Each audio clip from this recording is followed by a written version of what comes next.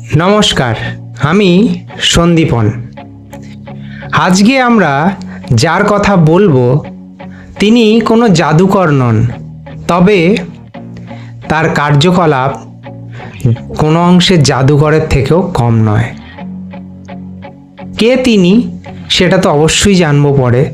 তার আগে জানা যাক কেন তাকে জাদুকর বলা হচ্ছে।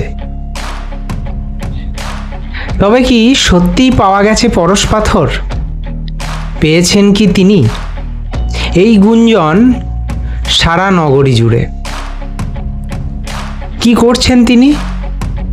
পরশ পাথর যদি না পেয়ে থাকেন তাহলে লোহা কিংবা সীসাকে কি করে সোনা করে দিচ্ছেন তিনি? এ গুঞ্জন সবার মাঝে। সবাই এটাও শুনছে যে কম দামি ধাতুকে সেই ব্যক্তি সোনায় পরিণত করছেন, কিন্তু তাকে যখন জিজ্ঞাসা করা হচ্ছে মুখে হাসি ছাড়া কিছুই নেই। তিনি এও বলছেন এটা কোনো পাথর টাথর নয়, এটা একটা বিদ্যা। তখনকার লোকেরা সেটা বিশ্বাসও করলেন। তিনি যক্ষিণীর সাধক ছিলেন, তাই হয়তো মন্ত্রতন্ত্রের দ্বারা তিনি করতে পারছেন এই অসাধ্য সাধন। কিন্তু তিনি আবারও বললেন এটা কোনো মন্ত্রতন্ত্র নয়, এটা এক ধরনের বিদ্যা, যে বিদ্যার নাম বিজ্ঞান। হ্যাঁ, তিনি একটুও বাড়িয়ে বলেননি। প্রাচীন কাল থেকেই এই ধরনের কোনো অল্প দামি ধাতুকে সোনায় পরিবর্তন করার এই প্রচলিত প্রথা চালু ছিল। শুধু ভারতে না, অন্যান্য অনেক দেশেও। এই বিদ্যার নাম হচ্ছে কিমিয়া বিদ্যা, যার আরেক নাম অপরসায়ন।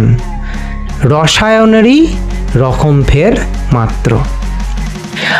এই ব্যক্তি এই অপরসায়নেরই সাধনা করতেন, কিন্তু তিনি কোনোদিন এই বিদ্যার মাধ্যমে নিজে ধনী হওয়ার চেষ্টা করেননি বা কাউকে ধনী হতে সাহায্যও করেননি। তিনি শুধু এই বিদ্যার গভীরে ঢুকতে চেয়েছিলেন, করতে চেয়েছিলেন এই বিদ্যাকে নিয়ে সাধনা। কে এই ব্যক্তি যার এই বিদ্যার প্রতি প্রবল আকর্ষণ? কে এই ব্যক্তি, কে এই বিজ্ঞানী বা কে এই সাধক? অবশ্যই আমরা জানব, কিন্তু তার জন্য অপেক্ষা করতে হবে পরবর্তী ভিডিওর জন্য। আজকের ভিডিও এইটুকুই। ধন্যবাদ।